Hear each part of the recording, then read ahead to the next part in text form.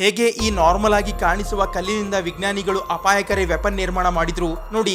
ಭೂಮಿಯಿಂದ ಆಚೆ ಬರುವ ಯುರೇನಿಯಂ ಮೊದಲಿಗೆ ಅಷ್ಟೊಂದು ಅಪಾಯಕಾರಿ ಆಗಿರೋದಿಲ್ಲ. ಬದಲಾಗಿ ಇದು 2 ಐಸೋಟಾಪ್ ನ ಮಿಕ್ಸ್ ಇರುತ್ತೆ. ಇದರಲ್ಲಿ ಯುರೇನಿಯಂ 238 99.3% ಇರುತ್ತೆ. ಮತ್ತೆ ಯುರೇನಿಯಂ 235 ಅಂದ್ರೆ ಅಸಲಿ ಮಾಲ್ ಕೇವಲ 0.7% ಅಷ್ಟೇ ಇರುತ್ತೆ. ಅದಕ್ಕೆ ಯುರೇನಿಯಂ 235 ಅನ್ನ ಬೇರೆ ಮಾಡಬೇಕಾಗುತ್ತೆ. ಮತ್ತೆ ಇದೇ ಪ್ರೋಸೆಸ್ ಅನ್ನ ಯುರೇನಿಯಂ ಎನ್ರಿಚ್ಮೆಂಟ್ ಅಂತಾರೆ. ಅದಕ್ಕೆ ಎಲ್ಲಕ್ಕಿಂತ ಮೊದಲು ಯುರೇನಿಯಂ ಅನ್ನ ಗ್ಯಾಸ್ ನಲ್ಲಿ ಕನ್ವರ್ಟ್ ಮಾಡಿ ಈ ಮಷಿನ್ ಒಳಗೆ ಹಾಕಬೇಕಾಗುತ್ತೆ. ಈ ಮಷಿನ್ ಅದನ್ನ 70,000 RPM ಸ್ಪೀಡ್ ನಿಂದ ಇದನ್ನ ಸುತ್ತುತ್ತೆ.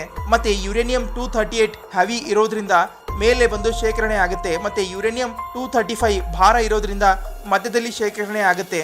ಈ ತರ ಯುರೇನಿಯಂ 3% ವರೆಗೆ ಎನ್ರಿಚ್ ಆಗುತ್ತೆ. ಅದನ್ನ ನ್ಯೂಕ್ಲಿಯರ್ ರಿಯಾಕ್ಟರ್ ಒಳಗೆ ಉಪಯೋಗ ಮಾಡಲಾಗುತ್ತೆ ಎಲೆಕ್ಟ್ರಿಸಿಟಿ ಪ್ರೊಡ್ಯೂಸ್ ಮಾಡಲು.